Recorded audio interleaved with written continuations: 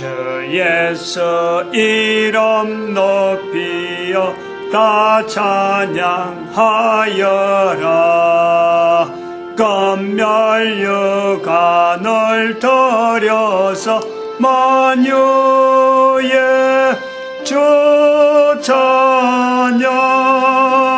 감멸유관을 들여서 만유의 주 찬양. 아멘. 주 예수 당한 고난을 못 잊을 죄인아, 내 귀한 법에 바쳐서 만유의 주 찬양. 내 귀한 법에 바쳐서 만유의 주 찬양. 아멘. 하나님 말씀 창세기 2장입니다. 창세기 2장 16절 17절 두 절 말씀 합독합니다. 시작. 여호와 하나님이 그 사람에게 명하여 가라사대 동산 각종 나무의 실과는 내가 임의로 먹되 선악을 알게 한 나무의 실과는 먹지 말라. 내가 먹는 날에는 정령 죽으리라 하시니라. 아멘. 기도드립니다. 할렐루야. 복된 시간 되도록 복 내려 주시옵시되 이 말씀을 듣는 자들 이로 인하여서 성령님의 깨달음을 인해서 예수 그리스도 오실 때까지 그 후손들을 축복하여 예수님 앞에 무릎 꿇는 거룩한 후손들로 풍성하게 하여 주시옵소서. 감사하고 예수님의 이름으로 기도드립니다. 아멘. 2015년 주일 설교 완전한 지혜의 사람. 완전한 지혜의 사람. 완전한 지혜. 미가서 6장 9절에 완전한 지혜는 주의 말씀을 경외합니다. 잠언서 1장 7절의 말씀에서 지식의 근본은 여호와를 경외함이 지식의 근본이다. 지혜와 지식을 이야기하면은 기록할 때는 성경의 기록은 기원전에 기록되었는데 이 기원전에 기록된 내용을 지금 읽는 우리는 그 갭이 3000년 이상 있는 거예요. 3000년. 잠언서 같은 경우는 뭐 얼마나 될지는 알 수 없어요. 3000년. 적어도 하여튼 3000년의 갭이 있다. 예수님 오시고 2000년. 그 전에 1000년. 그 3000년이에요. 3000년의 후에 기록된 내용을 읽는 지금의 지식, 지혜그라면 지금은 다들 머리를 생각하네. 머리를. 아, 머리가 좋으면 지식이 좋다. 머리가 좋으면 지혜가 좋다. 이라는 거예요. 그 머리라고 할 때에 우리가 눈에 보이는 머리가 아니고 생각하고 글을 쓰고 어떤 이치를 이렇게 깨달아가는 요런 것을 어떤 배워가지고 학문을 통해서 학문이라고 하는 어떤 초등학교, 중학교, 고등학교, 대학교 하는 이런 어떤 그레이드, 이런 어떤 내용을 일정하게 거쳐온 사람을 머리가 좋다 그러는 거예요. 지금은 그러는 거예요.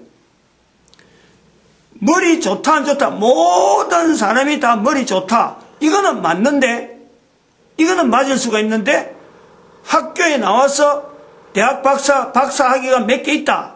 박사학위가 몇 개 있는 사람이 박사학위 전혀 없는 사람보다 머리가 좋다. 요래 말한단 말이야. 요래 말하는 것은 잘못된 거지. 대학을 나와야 머리 좋고, 대학 중에서도 지방대학보다도 서울에 근처에 있는 대학에 나와야 머리 좋다. 요렇게 말하는 건 잘못된 거예요. 잘못된 머리 좋다라는 말을 가지고 지금 지혜와 지식을 받아들이고 있는 거예요. 지식의 근본, 아, 머리 좋은 사람들이 나타내는구나.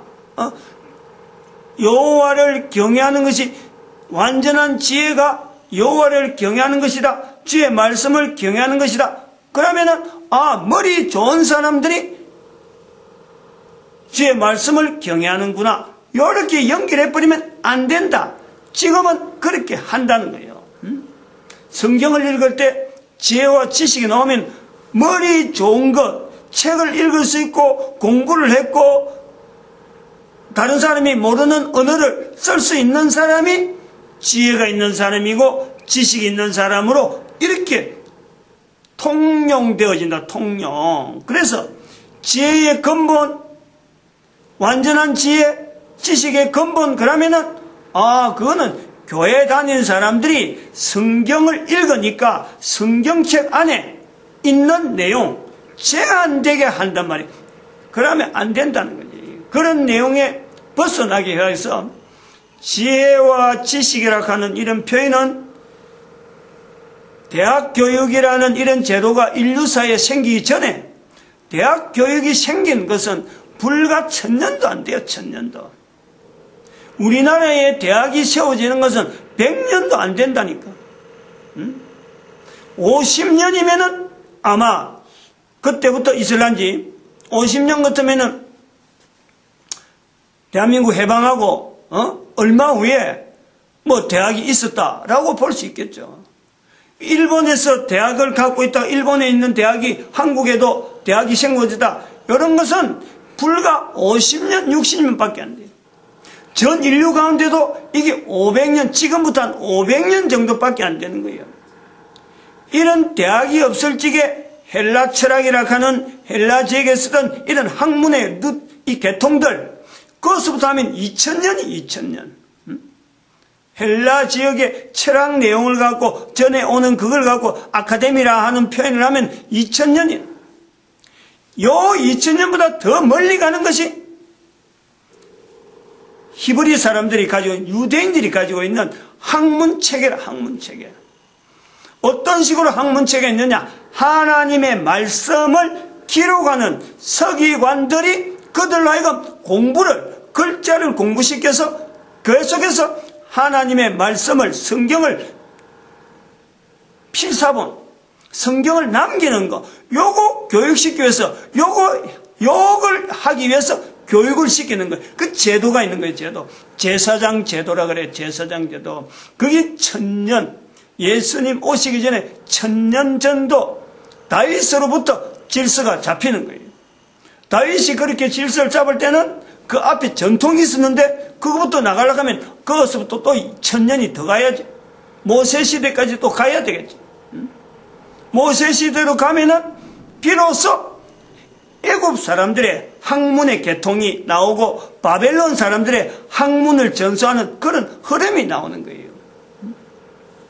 이런 것이 터전이 잡아서 쭉 계통 잡아서 오늘날의 학문이라는 어떤 질서가 나오고 옛날 학문은 어떻고 지금 학문이 어떻고 앞으로 우리 기술사회가 발전하면은 어떻게 직장을 구하고 하는 직장에 들어간다, 인체의 어떤 문제를 해결한다 하는 데서 하나의 질서를 잡아서 이런 걸 대학에서 가르치고 고등학교에서 가르치고 중학교 가르치면서 이런 레벨을 정해놓은 거예요. 레벨을. 이거는 인간들이라고 하는 인간의 기본 구조에 이런 지식 부분을 가지고 접근할 수 있는 이 요소가 인간에게 지정어신, 우리의 면역체계 안에 인간의 모든 인간들이 다 지정어신이라고 하는 4개의 인격체 면역 시스템의 4분야를 누구나 가지고 있기 때문에 머리가 좋다 그러면 모든 사람이 머리가 좋은 거예요. 모든 사람이 바로 완전한 지혜로 나아갈 수 있는 거예요. 공부한 사람만 되는 게 아니고 성경 읽은 사람만 완전한 지혜로 나아가는 것이 아니라 모든 사람이 다 완전한 지혜에 이룰 수 있는 거예요. 왜? 완전한 지혜는 모든 사람들이 추구하고 나아가야 될 방향이라는 거예요. 지혜를 많이 얻고 공부를 많이 하고 지식을 많이 하고 머리 좋아서 사람들 앞에 내세우는 것은 결국에는 성공, 출세, 뭔가 남들이 가지지 못한 거 획득, 이런 거로 준하는 이 지혜는 결국에는 우리가 지정어신이라고 하는 우리 인격체 면역 시스템에 지분야밖에 안 되는 거예요. 지분야. 아주 적은 분야라니까. 지분야로서 활용할 수 있는 아주 적은 요소에 각 사람들이 그걸 가지고 경쟁하듯이 있는 이것이 우리가 일반적으로 일컫는 지혜, 지식 이렇게 일컫는단 말이에요. 완전한 지혜는 지, 정, 어, 신 이 네 가지가 같이 포함이 되어서 지분야, 정분야, 어분야, 신분야 요 네 분야가 같이 조화를 이루면서 완벽한 상황에 완벽한 상태의 삶을 살아가는 것을 완전한 지혜라고 우리가 말할 수 있는 거예요. 이런 차이를 작년에 지정의신에 대한 내용을 많이 했기 때문에 지금은 그걸 일단 하고 있다는 근거를 두고 그 바탕을 두고 지금 나가기 때문에 앞부분에서 설명을 안 하고 있었던 거죠. 오늘 이제 설명을 일부러 이런 부분까지 지정의신을 좀 이야기하면서 모든 사람이 다 완전한 지혜라 하는 이 방향에 나아가는 그 전제가 있는 거예요. 누구는 되고 누구는 안 된다 이런 것을 절대 이거는 차별하는 것, 차별이나 구분하기 위해서 완전한 지혜, 차별하기 위해서 완전 이런 건 있을 수가 없어요. 오늘 이렇게 나가는 이 의도는 말이죠. 지난 시간에 이야기했지만 이걸 하려고 하는 거예요. 이거를 이 내용을 이야기를 한다면 작년부터 하려고 덜추다가도 못했고 이래 왔는데 요걸 좀 나갈 거라니까. 요걸 나가는데 지난 시간에도 좀 말씀했지만은 지정어신을 가진 우리 인간이 누구나 내가 지금 완전한 지혜를 지금 나타내고 있다. 보편적으로 하는 다양한 요소들이 있는 거예요. 다양한 요소들.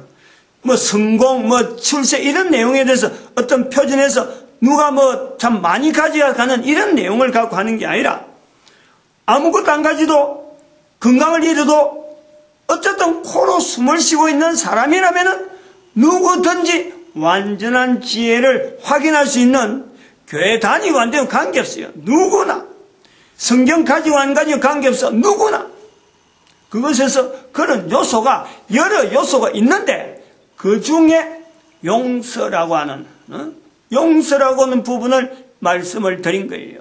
자기 자신을 용서한다 하는 요소에 이거는 누구나 가능하고 다른 사람을 용서하는 게 아니고 자기 자신을 용서하는 우선 나를 용서해야 다른 사람 용서가 되는데 용서라는 것을 자기에게 적용하는 것은 누구나 할 수 있다.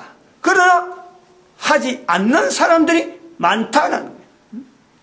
자기를 용서해야 되는 것, 자기가 용서의 대상이라는 것 자체를 알고 있는 사람이 많지 않다.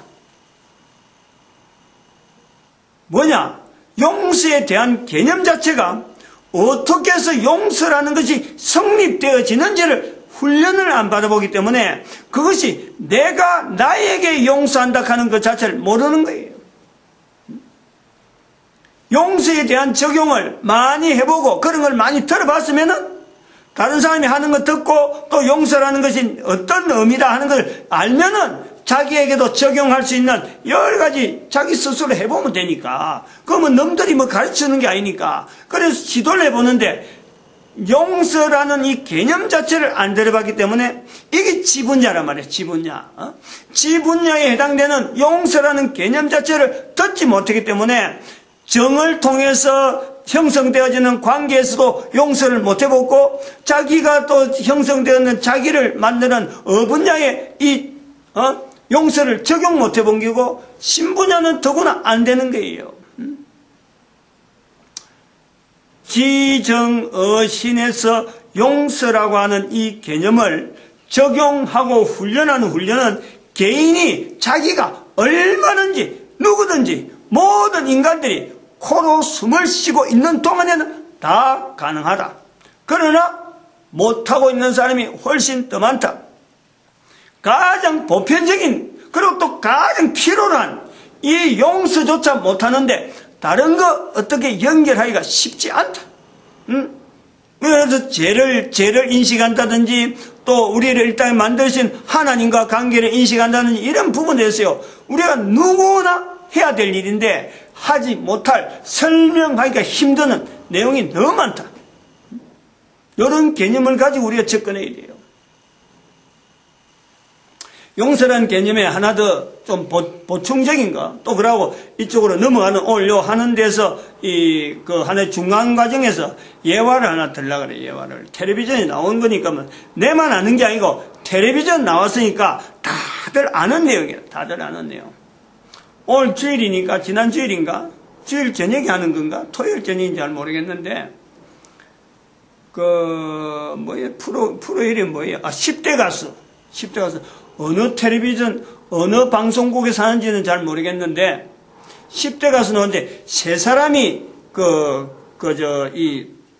심사를 하고, 세 명이 또 이렇게 세 명씩 나오고, 조가 형성되고, 어떤 토너멘트식으로, 이렇게 해서, 그 사람 또 떨어지면 또 올라가고, 세 사람 중에서 두 사람, 한 사람 떨어지고, 한 사람은 보류, 또 재대결하고, 한 사람은 바로 올라가고, 이런 식으로 해서 자꾸 올라가는데, 나중에 이제 그 중에서 이제 방송국에서 지금은 심사하고 그런 사람 뽑고, 나중에 10명을 뽑아가지고 일반 방송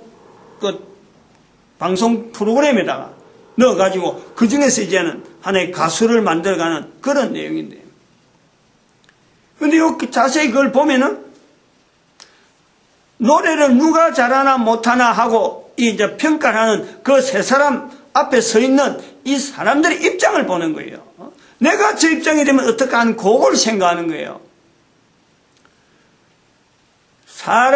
이 세 사람이 앉아서 평가를 하는데 여러 사람들이 와서 그 사람 앞에 평가를 받고 좀 당락이 결정되고 추락되고 막 어떤 사람 올라가는데, 이걸 기다리는 사람들, 평가를 받는 사람들, 평가를 하면서 심사를 기다리는 사람이나 평가를 받는 사람들의 그 표정이고 행동이 평가하는 사람의 말에 따랐어요. 막 들쑥날쑥 하잖아요. 우리가 그런 경우를 당해보면 얼마든지 있을 수가 있어요. 누구나 그 경우를 당해보면요, 다 경험이 되는 거예요. 사람의 말인데, 사람의 말에 의해서 사람이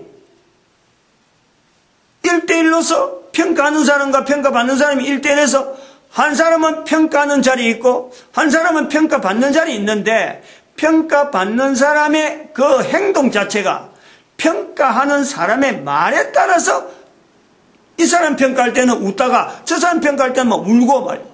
이게 똑같은 사람이 한 사람이 평가를 했는데, 평가하는 세 사람에 따라서 자기 의견을 갖고 평가하는 사람의 자기 의견을 이야기하지만은, 평가받는 사람은 그 세 사람에서 다 다른 거예요. 다 다른 거예요. 여기서 우리가 봐야 될 내용이 뭐냐면, 어떤 사람 떨어지고 어떤 사람 올라가는데, 한 개인에 있어서 어떤 행동이 되어지고 어떤 자료를 나눠놓고 이걸 갖고 평가를 받는다 그럴 적에, 평가하는 사람에 따라서 들쑥날쑥하는 개인의 모습, 이게 과연 옳은가 말이야. 용서라고 하는 이 내용 자체에 우리가 연결해 보여야 될 것이, 지난 시간에도 말씀드렸지만은, 내가 나를 용서한다 하는 것은요, 용서가 되어진 그 부분에서는 어느 누구도 그걸 갖고요 왈가왈부할 수가 없는 거예요. 내가 용서해버리면 내가 한 일에 대해서, 내가 한 행위에 대해서 내가 용서해야 되는 그 개념이 들어가면은 어떤 사람도 평가할 수 없는 어떤 절대적인 환경이라, 두 번 다시 그것은 내한테 더 영향을 미치지 않는, 그걸로 인해서 내가 들쑥날쑥하지 않는단 말이에요. 이번에 이랬다가 다음에 그랬다, 이렇게 왈가왈부하지 않는다는 거예요. 이 개인이 용서라고 하는 이 부분을 내가 지금 어떻게 적용했다, 나타냈다라고 할 때, 만약에 그걸 덜추어서 다른 사람이 그걸 이야기를 하면은, 용서한 부분에 대해서는 내가 나를 용서했다고 하면 그건 절대로 변동이 없어요. 내가 그에 따라서 평가하는 사람에 대해서 내가 들쑥날쑥하지 않는다. 어떤 경우가 더라도 그게 고정적이래. 고정적이래. 왜냐하면 내가 나를 용서했으니까 자기가 자기를 용서했다 하는 그 힘이라는 것이 바로 그런 부분이라. 근데 이런 내용이 내가 훈련이 안 돼 있으면은 아무리 사소한 문제라도 근데 그런데 심사 같은 데 가서 뭐 받는 거는 뭐 문제가 아니고 그거는 더하고 아무리 사소한 문제라도 다른 사람하고 대화를 하면서 내가 그 대화에 대해서 내 감정의 기복을 팍팍팍 이렇게 높이 세운다든지 낮춰버리는지 어떤 데 뿔거라 어떤 데 풀어라 이렇게 하지 않는다는. 그러면은 사람과 사람 사이에서 대화를 하고 인간관계를 맺어가는데 반응되어지는 내 자신이 안정된 늘 고정적인 항상 어떤 장소를 가더라도 자기 페이스를 계속 유지할 수 있는 자기 자신의 정체성이 그래서 나오는 거예요.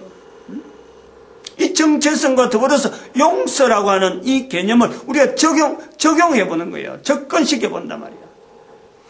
나의 정체성이라는 것은 어떤 고정적인 값이에요. 콘스탄트는 이 일정한 값이 나올 때 그것이 나에게 정체성이야.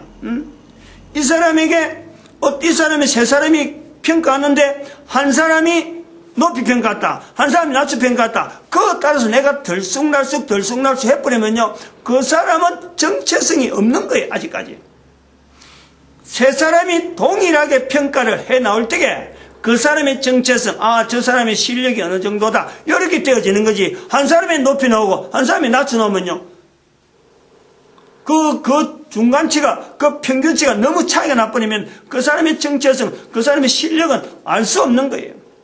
그런 사람은 가수로서요, 생명 자체가, 그런데 누구한테 평가를 잘 받았다 그래도 그렇게 편차가 높으면은 그 사람은 가수로서의 생명력 자체가 오래 못 간다니까. 그런 심사 과정이 바로 그런 부분을 훈련시키는 거란 말이에요. 칭찬할 때는 어떻게 대하고, 이렇게 막 비난할 때는 어떻게 대한다. 그것 따라서 다음에 나와서 준비하는 이런 과정이 몇 단계 가면서 그 사람이 결국은 가수로서 갈 수 있느냐 하는 것이 그 프로그램의 전체에서 가수로 선발하는 하나의 과정이라. 그러면 거기에 임하는 내 자신을 볼 때 내가 노래 연습을 하면서 내가 이런 노래 할 수 있는 환경 속에서 내가 나에 대해서 주어지는 가사나 주어지는 곡에 대해서 그 소화하는 능력, 그 과정에서 그 부딪히는 여러 가지 환경들이 있을 텐데 그 환경들을 임하는 내 자세가요, 바로 거기서 일정한 자세로 꾸준하게 어떤 곡이 와도 어떤 내용이 와도 내가 이게 한다고 그게 주어지면은 심사원들 앞에서 노래하는 거나 혼자서 연습할 때 노래하는 게 이게 값이 같다는 거예요. 값이. 이게 변동이 없다는 거예요. 그럴 때의 진정한 가수로서의 어떤 그 기대를 다른 사람들이 하게 되는 거예요. 연습할 땐 잘했는데 나오면 안 된다. 그건 가수로서는 못하는 게 노래하는 사람으로서는 가능하지만 가수로서는 안 된다. 그런 사람을 걸르기 위해서 그 장치가 필요하다는 거예요. 그러므로 이게 나를 용서한다 하는 이것은 누구나 할 수 있는데 누구나 못하는 이유는 용서에 대한 개념이 어떻게 적용해야 되고 이게 어떻게 활용하는지 이걸 모른다는 거죠. 이런 의미에서 용서라고 하는 이 내용 자체가 보편적으로 활용될 수 있다. 누구나 어느 누구나 가능해요. 시험 치는 신학생 앞에서도 가능하다니까. 내가 지금 채점한다 하니까 좀 생각이 나는 것이 모견 그 시험 칠 때 굉장히 어려운 그 과정으로 했거든요. 나는 그 나이가 많았지만은 공부하는 방법을 내 나름대로 미리 터득을 해가지고 이렇게 공부하면 되겠다고는 했죠. 근데 시험장에 딱 갔는데 내 옆에 앉은 사람이 내하고 나이가 1살인가 2살인가 많아요. 나도 나이 많은 편에 들어가는데 여자란 말이에요. 계속해서 그 문제를 읽으면서 문제를 읽는 게 아니라 마음에 안타까운 표현을 자꾸 하는 거예요. 옆에 앉아서. 뭐 옆에 쳐다볼 수 없지. 그 시험 치는 과정이니까. 그럼 나는 담담하게 그냥 하나하나 이렇게 쭉 있는 거하고, 이거, 이렇다 하고 탁탁탁 넘어가는데, 본인은 자꾸 하고 자꾸 한숨을 쉬고 안타까운 표현을 한단 말이에요. 그 나중에 보니까, 시험 문제 나중에 이야기 들어보니까 엉망으로 치다 이러더라고. 그 나는 시험 치고 나서도 그냥 담담한 거예요. 내가 평소에 공부한 어떤 그거를 볼 때, 요거 몇 점 정도 나오겠다 하고 그냥 넘어가는 거예요. 합격, 불합격에 대해서 연연하지 아니하고 그냥 넘어가는 거예요. 근데 그 사람은 계속해서 이 사람한테 물어보고 저 사람한테 물어보고 시험이 끝나고 발표가 끝나도 자기는 떨어졌으니까, 떨어진 그것에서 사람이 자책해갖고 쩔쩔매고 있더라고요. 평소에 공부할 때하고 시험장하고 이게 똑같으면은 그 격차가 어떤 기복이 나지 않는다는 거예요. 그냥 쭉 간다는 거예요.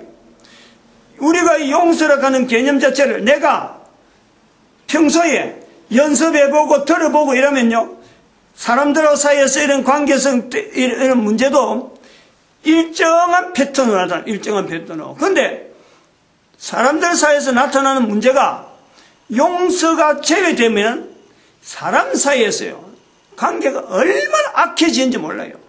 내가 되도록이면 용서하려고 하는 자세로 내가 훈련이 되면 상대방이 어지간한 문제를 걸어와도 어지간한 문제를 내한테 끄집어내서 나를 해오고 공격해야 돼요. 나는 한 단계 끝나 있는 거예요. 저거 대충 저거 끝나겠다. 내가 이미 그 단계를 이미 높이 보고 있다니. 한 단계 내가 높은 위치에 있다니. 그런데 용서라는 것을 개념을 두지 않으면은 사람 사이에 조그마한 돈 10원, 20원 갖고도요, 사람이 언쟁을 붙는 거예요, 언쟁을. 시장 장바구니 부인들, 멀쩡한 사람들이 콩나물 10원 가지고 싸운다 하잖아요. 다른 데는 돈을 100만원, 200만원 쓰는 사람이 콩나물 시장 가고 콩나물 10원짜리, 20원짜리, 그거 깎는 거 안 깎는 거 갖고 사람이 말이요, 인격이 왔다 갔다 하는 이런 이야기가 있단 말이에요. 이게 너무 이야기 아니고 언제든지 누구에게든지 있어지는 용서라고 하는 이 요소가 우리에게 생활 속에서요, 훈련이 되어져야 될 필요가 있다. 이제 이러한 과정을 우리가 좀 한 번 더 좀 봐야 될 내용이, 이번 주간에 있었던 또 다른 하나의 내용이 또 있잖아요. 설날이니까, 설날인가 그 다음 날인가 그 텔레비전에 나왔는데, 아마 동치미일 거예요. 동치미. 그거 나왔는데 아버지 어머니에 대해서 마음 아프게 했던 게 뭐 있느냐 이런 건데, 아마 이번 주제는 아버지에 대한 걸 했더라고. 근데 나도 아버지고 또 나도 아버지를 모셨었고, 내가 아버지한테 한 행동도 있고, 또 우리 자녀들이 내한테 하는 행동도 있고, 나는 이런 걸 있어서 아버지에 대한 잘못된 부분을 이렇게 쭉 이야기하는 내용을 들어볼 때, 다들 그 참석한 사람들이 다들 하나씩은 다 아주 각별한 어떤 내용이 있는 거예요. 예를 들어서 거기 엄앵란 씨 같은 사람이 나타내서 표현하는 거 보니까, 아버지가 만우절날 아주 중요한 문제가 있다고 불러가고는 그게 나중에 실망시키고 돌려보내는데, 걸어서 돌려보는데 뒷모습이 그렇게 보기 안 됐다 하면서 자기 자신을 내 나쁜 놈인지 어떻게 했는지, 그거는 내가 방송 이건 건데, 하여튼 그래서 자기 자신을 막 학대하는 그런 표현을 쓰는 거예요. 장경성 목사님도 거기에 있는데, 목사님이 나와서 말씀하는 게 보니까, 아버지가 정미소를 하는데 술을 좋아하신다. 자기는 목사고 하니까 술을 안 먹고, 목사 될 사람이 신학교 그때 다녔는지 안 되면 어쨌든 신앙생활 한다고 술 안 먹고 아버지 술 먹는 걸 갖고 그렇게 공격했다는 거예요. 술 잡수지 말라고. 근데 나중에 암 걸려갖고 아버지가 수금하러 이제 정리사 하다 보니까 수금하러 다니는데 마지막에 수금하는 현장에 자기가 따라다니면서 그렇게까지 자녀들을 위해서 수금을 하는데 자기는 아버지를 위해서 그 술 한 잔 같이, 그러면 아버지가 그렇게 좋아하는 술인데 같이 오면 한 잔 먹어줬을 걸 하고 후회하는 거예요. 옳은지 안 옳은지, 바른 말인지 안 말인지, 요런 나중에 치고라도 아버지에 대해서 자기가 해줄 수 있는 일을 자기가 못 해줬다 하는 그런 표현으로서는 상당히 공감이 가는 그런 내용이 있어요. 또 그 이경재 씨인가 그 한의사 하는 사람은 자기가 워낙 손님이 많으니까 아버지가 지금 쓰러졌다 소식을 듣고도 자기가 다른 손님 보느라고 한 30분 늦었대요. 근데 아버지가 뇌졸중으로 해갖고 쓰러졌는데 자기가 30분만 일찍 갔었으면은 자기가 치료하고 하면 아무것도 아닌데 아버지한테 가는 30분을 늦췄다는 거지. 그래갖고 아버지가 지금 완전 반신불수되었고 지금 몸이 거동이 불편하다. 그러면서 일주일에 30분은 아버지를 위해서 쓰는 시간을 만드는 게 어떻나 하고 이제 그런 제안을 해요. 이제 그 마지막에 참 평소에 막 천덕꾸리 같이 나왔던 그 최홍림 씨가 나오는데 코미디 하던 사람이라 이제 코미디도 안 하고 이래 됐을 적에 막 사람이 타락하고 이랬는데 노름판에도 돈을 쓰는데 아버지가 그때 사업이 안 돼갖고 마지막 그 사업 자금으로 지갑에 있는 돈 엄청나게 돈이 많이 모였는데 그 돈을 자기가 아버지 지갑에서 훔쳐가지고 노름판에 쓰고 있었다. 노름판 쓰고 있는데 전화가 와갖고 지금 아버지 지금 병원에 입원했다. 그래서 노름하다가 이제 말고 갔는데 아버지가 자기 아들 앉혀놔놓고 괜찮다 하는 이런 말을 하고는 그게 끝이다는 거예요. 그게. 그래갖고 최홍림 씨가 그때부터 노름을 접었다. 더 이상 노름 안 한다. 라는 이런 멘트를 남기는 거예요. 제가 여기서 생각할 게 그래요. 오늘 요 성경 본문하고도 이야기 연결될 게 잘못하고 잘하고 이런 관계에 부모 자녀를 통해서 나타날 수 있는 이런 내용은요, 거기에서 나온 사람만 그러느냐, 그 이야기를 듣는 나도 내가 부모 모시지만은 잘못된 내용이 얼마든지 있고 하나 정도 잘못된 게 아니라 잘못을 따지면 어마어마하게 많아서 내가 살아오면서 부모에게 가슴에 못을 남길 만한 그런 일들이 내가 아는 것도 그러는데 내가 모르고 부모가 나를 바라보는 눈에서 볼 때 자녀에게 말은 안 했지만은 부모가 가슴을 부모에게 못을 박는 그런 행동이 자녀인 내가 안 했을까? 해도 엄청나게 했겠죠. 엄청나게 많이 했다는 거예요.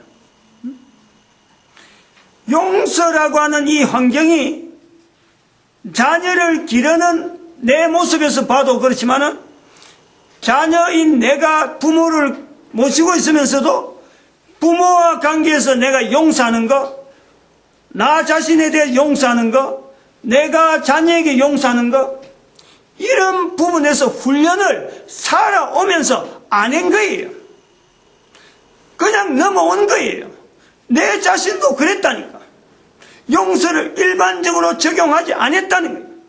그래서 이런 용서를 적용하지 않다 보니까 텔레비전에서 그런 프로가 있으니까 아버지에 대한 해고, 어머니에 대한 해고를 갖고 끄집어낼 적에 항상 그것 자체에 자기가 끌려다니는 거예요. 항상 거기에 머물고 있단 말이에요. 언제나 그 이야기 나오면은 언제나 그만 기가 죽고 언제나 그 이야기에서 자기가 더 이상 발전을 못하고 있는 거예요. 늘 그 환경에 자기가 매여 있는 거예요. 이게 우리 용서라는 것에 대한 이 내용이 누구나 부모님을 모시고 있고 누구나 자녀 되어지는 내 모습이지만은 또 내가 또 자녀를 기르지만은 또 나를 통해서 내 자녀들이 반드시 부모에게 자기 나름대로도 최선을 다한다고 했지만은 또 자기는 자기대로 엄청난 부모에 대해서 스트레스를 받고 있는 거예요. 이거는 용서라는 이 개념을 넣지 않으면은 한 번 잘못하면요, 그 잘못이 끝까지 가는 거예요. 해결할 길이 없는 거예요. 이런 해결할 길이 없는 가운데 부모에게도 그랬는데 내 자신에게도 그랬는데 내가 용서를 적용하지 않으면은 내가 다른 사람과 관계에서 내 정체성이 나타나지 않는데, 우리 인간, 모든 인간들은 나를 만드신 하나님에 대한 내가 해야 될 일, 내가 용서받아야 될 일, 내가 정당히 나타내야 될 행동, 어떤 나타냈던 이미 했던 행동에 대해서 이걸 마무리를 해야 되는데 마무리를 하지 않은 채로 그냥 얼버무리면서 인생을 사는 것이 얼마나 이게 위험한 일인지를 비교하지 않는다는 거예요. 부모, 형제, 내 자녀, 이거는요 한계가 있어요.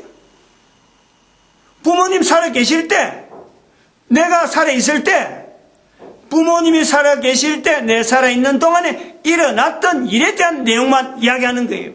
그것만 해도 우리가 가슴을 저미는데, 나를 만드신 하나님은 나와의 관계는 영원성이 있단 말이에요. 영원성이. 살아있는 동안 맺어지는 이 부모, 형제, 자녀 관계도 이렇게 애절하고 안타깝고 쩔쩔매는 내용이 우리에게 갖고 있으면서도 용서를 적용하지 못하는 우리의 모습이 있는데, 나를 만드신 하나님과 영원한 관계래. 영원한 관계. 영원한 관계라니까. 코로 숨을 쉬는 사람은 생각할 수 없는 어마어마한 환경이 우리에게 있는데, 그 속에 만드신 하나님과 만들어진 인간이 용서받지 못할 이 관계로, 용서를 적용하지 못하는 관계로 있다면은 이게 생각이나 가는 거예요. 생각이나. 얼마나 이게 어떤 말을 갖다 댔어요. 어떤 말을. 만드신 하나님과의 관계에서 만들어진 인간이 지금 현재 우리가 부모, 형제, 자녀들의 관계에서도 쩔쩔매고 그런 이야기 들으면 몸이 오그라들고, 그야말로 통곡이 되어지는 그런 환경이 있어서, 참 안타깝다 하고, 그러지만 거의 방법이 없잖아요. 방법 없는 상태로 만날 거기 머물러 있는 거야. 그 용서가 적용 안 되니까 그렇다니까. 그런데 만드신 하나님, 영원하신 하나님, 만들어진 인간, 이 관계가 영원성 속에서 용서가 적용되지 않고 간다면은 이게 어떤 문제가, 어떤 내용에 대해 상상이나 가요. 상상이나.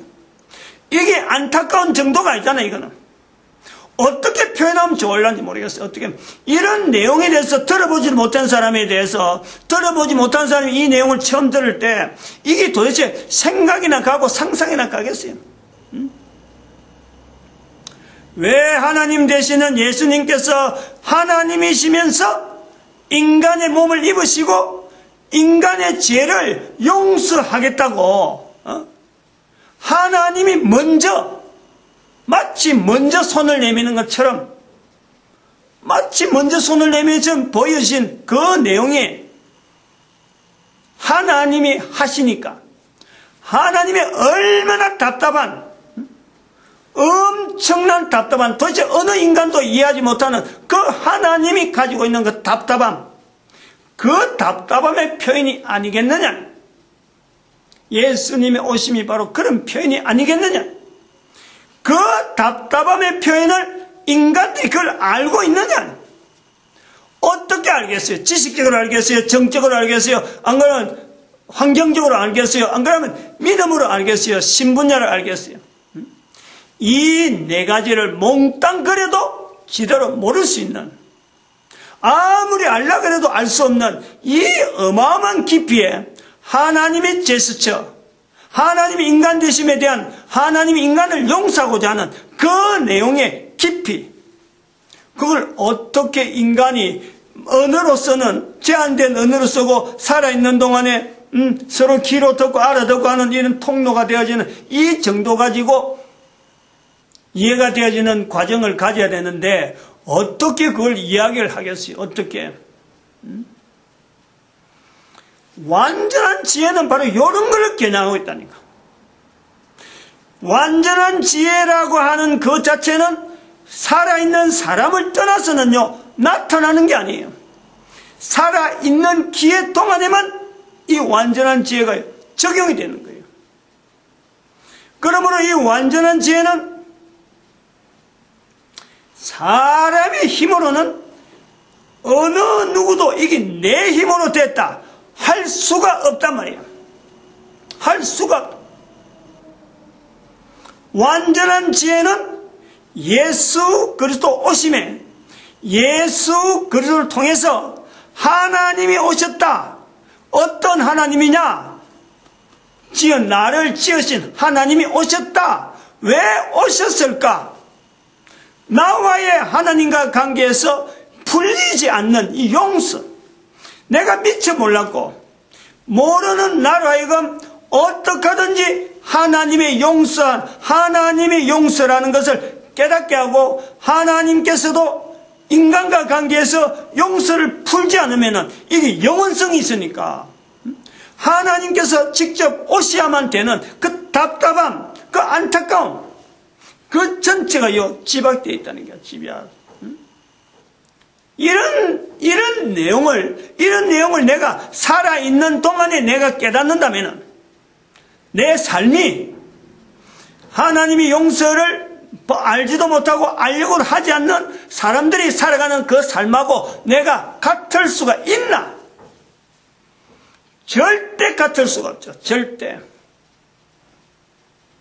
이런 내용을 한 인간에다가 우리가 비교해서 적용해 볼 때 어느 인간이든 다 가능한 어떤 자세가 절대로 다른 사람하고 같지 않는 하나님 편에서의 하나님 마음을 나타내는 삶을 살기를 작정하며 나갈 수밖에 없는 이런 삶을 살 수밖에 없는 지금 현재 누구나 가능한데 하나님은 성경을 통해서 우리에게 보여준 거는 모든 인간들이 자연 만물을 통해서 다 알 수 있음에도 불구하고 가면 갈수록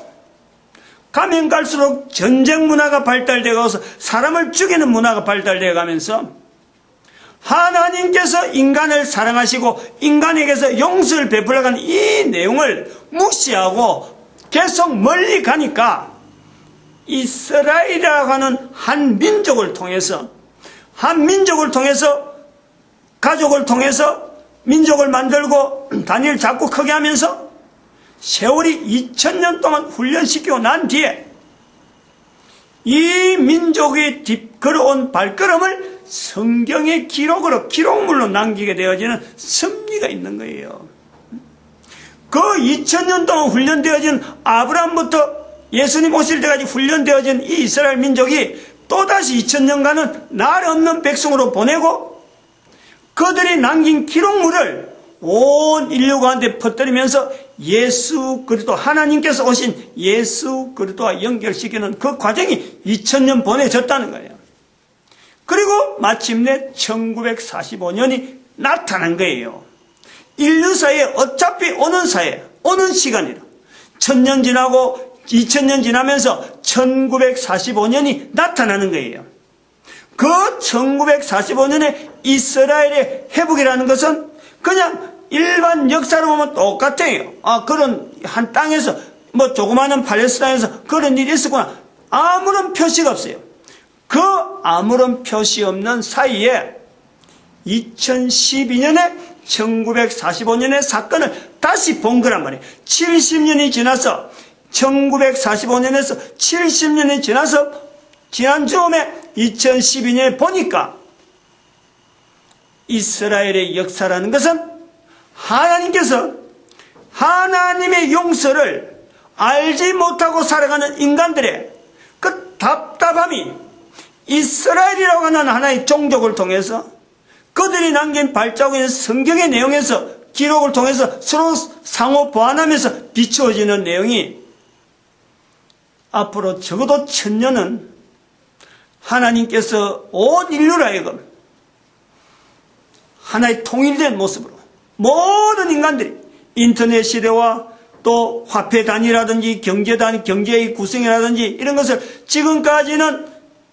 각 나라 단위로 또 서로 통하지 않는 어떤 한계성 있는 내용으로 왔으면은 앞으로 1000년 동안은 모든 인류가 이걸 서로 공용하는 시대가 되어지면서 하나의 통일성 있게 한 방향으로 나갈 것이다. 그 방향으로 나가는데 바탕에서 성경, 이스라엘 백성들, 그리고 언어, 이런 구조를 가지고 하나님은 결국에는 모든 인간들이 예수 그리스도 앞에서 하나님으로, 예수 그리스도 이름을 하나님으로 고백하는 때가 반드시 온다.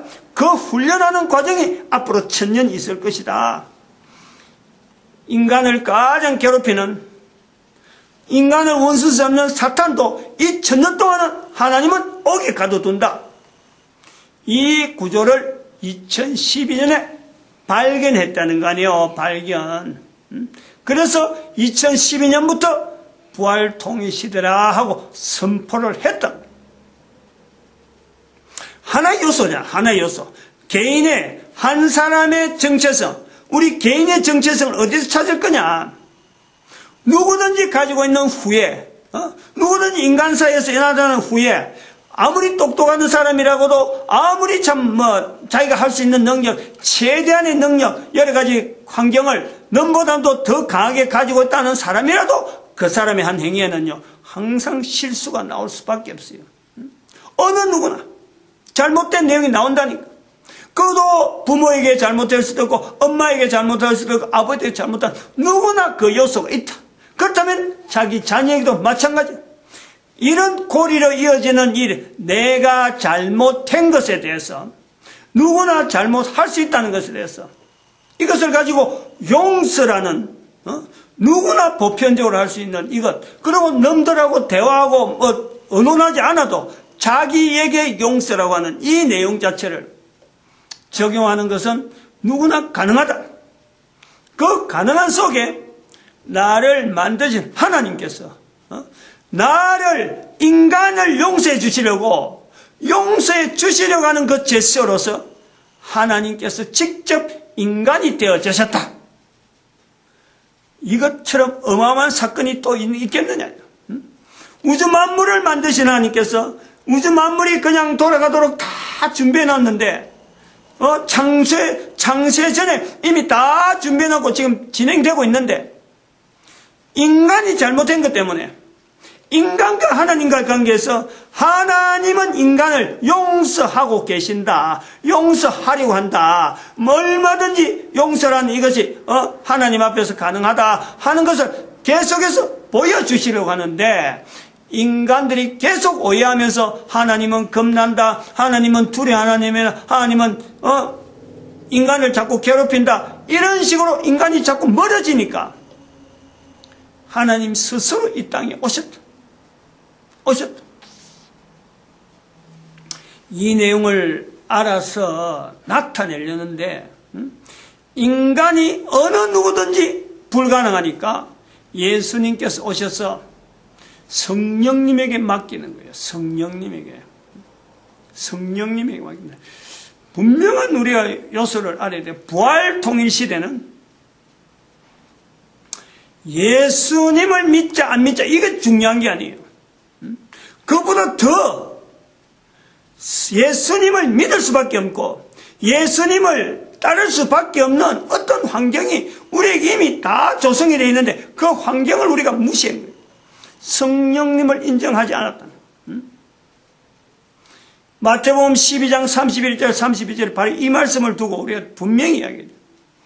2012년 부활통일시대 이전에는 성경을 통해서 2000년 동안 예수님에서 성경을 통해서 예수님이 어떤 관계가 되어지는가, 이것을 온 인류 사이에 나타난 시대라 하고 이야기할 수 있다면은 2012년부터는 성령님께서 내가 성령님을 어떻게 인정하느냐?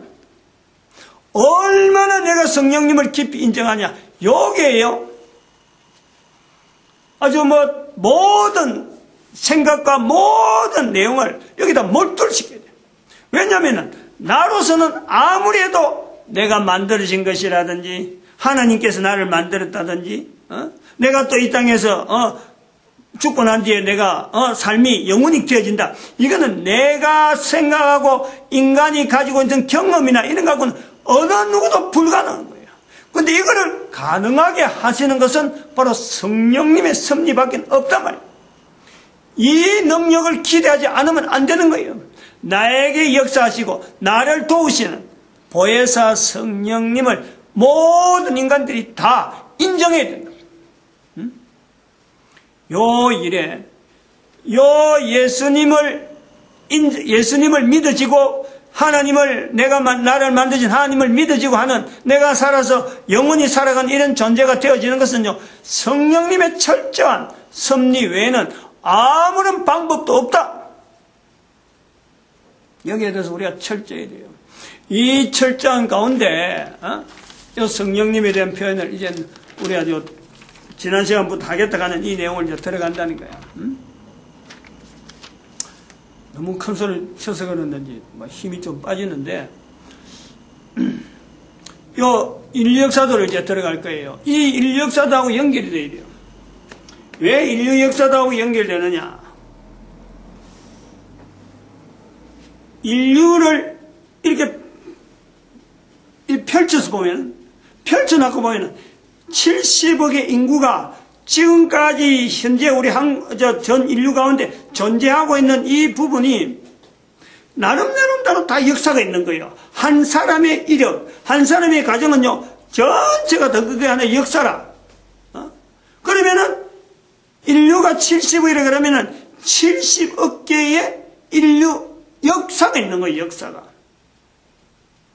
근데 이 인류 역사를 전체 인류 역사 70억이 되든지 앞으로 얼마나 되든지 모르지만은 이 인류 역사를 하나의 선으로, 하나의 통으로, 70억 개의 선이 아니고 그 70억 명의 그 인류가 가지고 있는 그 힘을, 그 걸음을 하나의 선으로 표현하는 것이 바로 인류 역사도란 말이에요. 이것은 다시 말하면 인터넷이라는 환경을 통해서 우리가 볼 수 있는 것이 뭐냐니까, 각양 속에서 지금까지 수많은 자기 개인의 역사를 가지고 살아온 사람이 인터넷이라는 환경에서 서로 공유하고 있다네요. 서로 동일한 환경을 보내고 있는 거예요.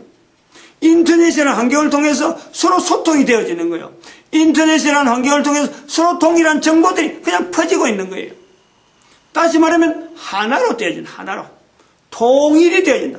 부활 통일 시대 통일이 되어진다. 또한 인터넷을 통해서 언어가 각양각색으로 쓰고 있던 언어를 전체가 다 기계 언어로, 인터넷이라는 자체가 지금 기계 언어니까 기계 언어로 결국에는 소통이 된다.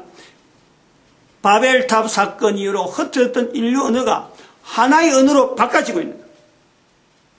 그러면은 지금까지 각양각색으로 흩어졌던 이 문화가 서로 소통이 안 돼가지고 서로 언어가 달라가지고 흩어졌던 이 문화가 하나로 되어지는 거예요. 대한민국 한류가 지금 유럽을 거친다, 일본을 어떻게 한다, 중국을 한다. 인터넷 시대니까 가능하지.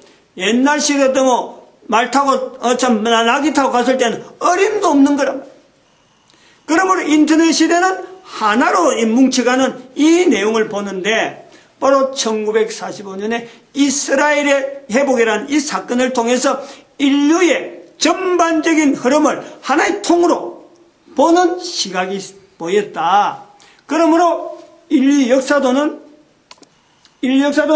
이 중요한 건 뭐냐? 인류 역사도의 제일 중요한 요소는 바로 인류 전체의 흐름을 하나의 선으로 형성되어 있는 걸 우리가 지금 인식하고 받아들여야 될 필요가 있다.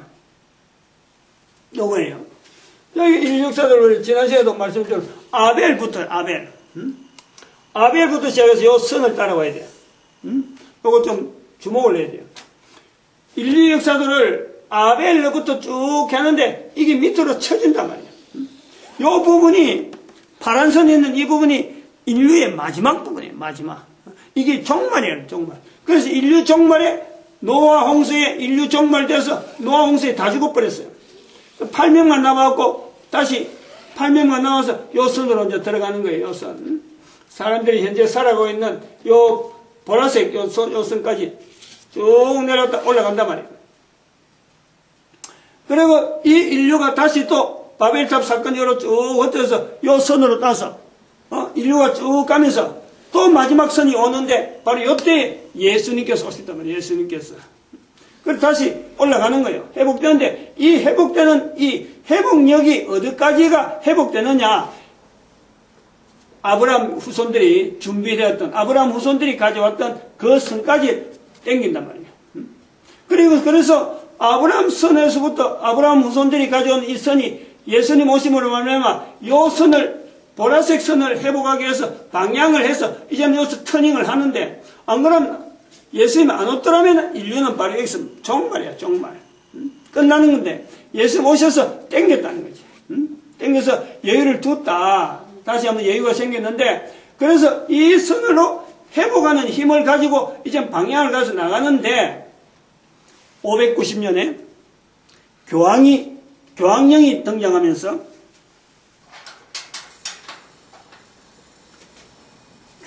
등장하면서 인류는 다시 한 번 더 2012년까지 약 한 1500년간에 걸쳐서 인류 역사는 또다시 종말로 나오는 거예요. 종말로.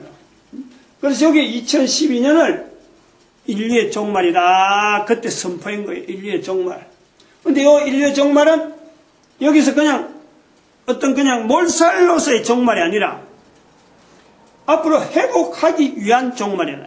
지금까지 넘어왔던 인류의 역사는 종말 자체가 회복하기 위해서 이제부터는 회복하기 위해서 지금까지 넘어왔던 인류의 그릇 자체를 말살시키는 그런 의미에서 문하고 지금까지 주장했던 거 우리다 우리가 최고다 이런 자랑하던 이 모든 것을 다 없애버리는 그런 의미에서 종말이라 종말. 이 종말을 거쳐서 이제는 3008년까지 1000년이 인류가 준비해야 될 또 하나의 남겨진 시기다. 그 3008년 이후는 어떻게 될 거냐. 그 부분에는 지금 여기서 못해요.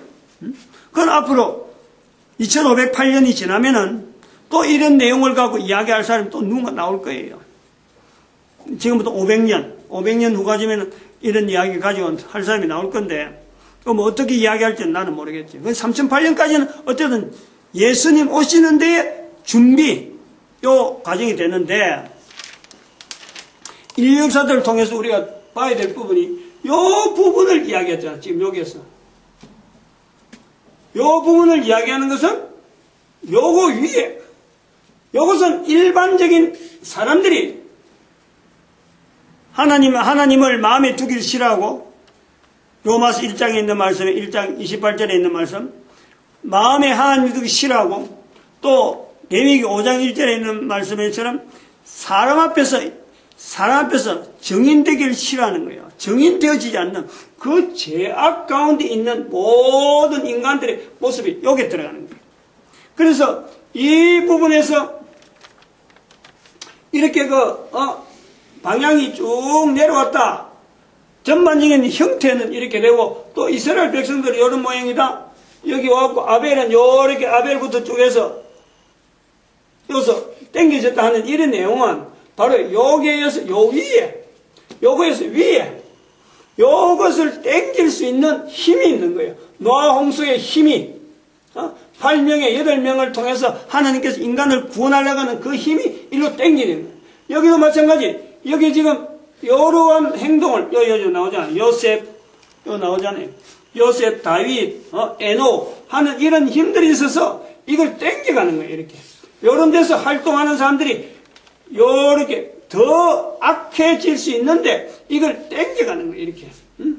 그래서 아브라함이나 이런 이스라엘 백성들의 후손들의 그 삶이 요거하고는 갭이 있는 차이가 있는 이 간격이 있다. 그래서 여기 표시가 이스라엘을 당김, 이스라엘의 땡김이라 하는 이런 표시를 해놨는데, 예수님이 오셔서 인류의 종말 자체를 한 단계 더 열을 둔 거예요. 쭉 땡기죠.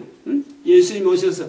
그래서 이스라엘 백성들이 남긴 이런 현상이 이렇게 하는데, 이 현상은 정규분포에서 이 내용을 받았다. 그러면은 이 내용에 2012년 지금에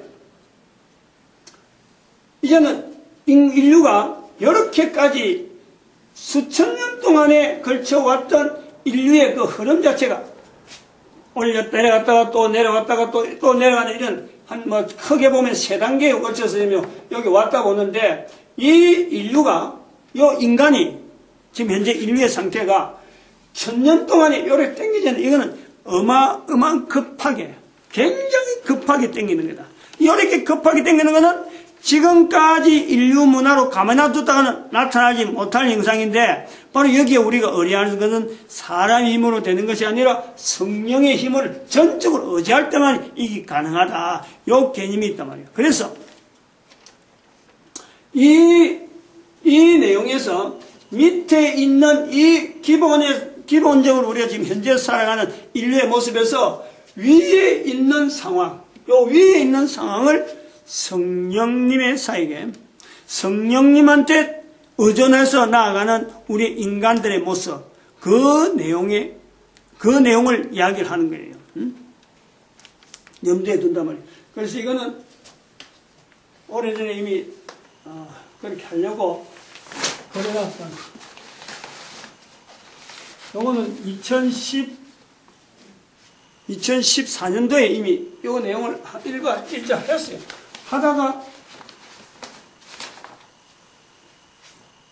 한 번 해갖고는 도무지 안 돼가지고 좀 더 깊게 해야 되겠다 싶어서 이걸 미뤘던 내용인데, 이 내용을 이야기를 할 때는 앞으로 몇 시간이 될지 모르지만은 그냥 제가 지금 여기서 발표하면 이렇게 끝나지 않을 거예요. 왜냐하면 앞으로 이 내용 자체가 바르게 할 수도 있고 또 나쁘게 할 수도 있기 때문에 찬찬하게 요 기록된 내용의 하나하나 의미, 여기서 다 설명하지 못하지만은 하나하나 의미를 나는 이렇게 생각하고 있는데 또 다른 사람은 다르게 생각할 수 있는 거예요. 그러나 중요한 거는 현재 지금 인류 전체 인류 역사가 성령님을 의지하지 않으면 안 된다 하는 요구 하나에 중점을 두고 있기 때문에 거기에다가 의탁을 하면서 그걸 중점을 하고 하더라도 나는 요런 관점에서 근거가 요래 있다. 그래서 내가 알고 있는 근거를 또 다시 발빠단해서 더 다르게 나아가는 건 얼마든지 가능하고, 또 다른 사람 의견을 또 이렇게 수용하고 하는 건 가능한데, 어떻게 하든지 중요한 것은 바로 성령님을 중점으로 하지 않으면 안 된다. 그것에서 구체성을 나타내려고 하는 거니까 철저하게 그것에서요, 요 내용을 한 번 듣고 자기가 또 강의할 수 있을 정도 해도 되겠지만은 안 하더라도 마태복음 12장 31절 32절에 있는 이 말씀 자체요 철저하게 의존해야 돼요. 그리고 삶 자체는 마태복음 10장 32절에 있는 사람 앞에서 예수 이름을 어떻게 알리려고 하는 이것 자체에 자기가 속해 있는 나라, 자기가 속해 있는 환경, 자기가 속해 있는 어떤 분야라든지 바로 여기에 모든 것을 맞춰버려야 돼요. 왜냐하면 시간이 얼마 없기 때문에 급하다는 거예요. 엄청나게 급한 시간이 우리가 1000년이 많아서 한 개인으로 보면 어마어마하지만요, 인류 전체가 준비해야 되는 것은요, 시간이 너무 없어요. 너무 없으니까 이런 내용을 갖고 설명을 하면은 듣는 대로 얼른 누구든지 여기 대해서 몰두하고 있는 그곳에 자기를 통해서 자기 하나의 인생을 살아오면서 자기가 살아오는 어떤 역사가 있을 텐데 그 역사 속에서 이게 어떻게 비춰지는지를 분명히 비춰봐가지고 이 내용이 더 많이 보급돼야지 단절되면 안 된다. 그러므로 제가 한 번 설교로 끝내지 않고 계속해서 할 수 있는 대로 어쨌든 간에 계속해서 이걸 나갈 거예요. 오늘은 이제 여기서 인류 역사대에서 여기 연결되는까지는 이제 오늘까지 하는 거예요. 그럼 다음 주부터는 얼마 몇 주가 될지 모르지만 이게 중요하니까 또 그러고 이게 돼야 인류 역사대에 대한 개념 자체가 다시 이것도 사람들이 또 인식하고 또 이걸 보급해야 되니까 인류 역사 자체가 보급돼야 되니까 성령님에 대한 이런 어떤 표현도 성령님을 의존하는 어떤 계층이죠. 계층. 성령님은 1단계는 어떤 사람들이 2단계 어떤 사람이 이러죠. 계층인데 내가 보는 그런 눈이 있지만은 또 다른 사람 또 다르게 볼 수 있기 때문에 이런 계층에 있는 지금 현재 내가 그럼 어느 수준에 있어야 되겠느냐 하는 어떤 지향점이 있단 말이에요. 그런 걸 나타내서 계층을 지났는데 많은 사람들이 다 이걸 보급을 시켜야 될 일이지 내가 한번 설교 한번 해갖고 이런 거 한번 발표했다 이거 나타내려는 건 절대 아니라는 거예요. 답답하기도 답답하고 예수님이 오신 것을 이스라엘 백성들 사이에서 지금까지 온 인류 가운데서 예수님 오신 것을 2000년 동안 하나님의 섭리 가운데 얼마나 다양하게 알렸어요. 근데 이것도 그렇지만은 2000년 지난 지금에도 여전히 예수님에게 매달릴 수 없어서 이제는 성령님을 나타내는 것에 이스라엘 백성들은 가능한데 우리는 불가능하다. 우리는 지금 현재 도무지 접근점이 없어요. 그러므로 이런 부분에 관점을 가지고 주안점을 두고 있기 때문에 많이 알려야 된다. 어쨌든 간에 많이 알려야 되고 빨리 알려야 되고 그리고 정확하게 그리고 자기 삶을 분명히 보이면서 이게 알려야 된다 하는 이런 몇 가지 관점들이 있으니까 서로 나눌 수 있는 시간이 되어지길 바랍니다. 오늘 여기까지 하겠습니다. 기도드립니다. 할렐루야. 함께 하시면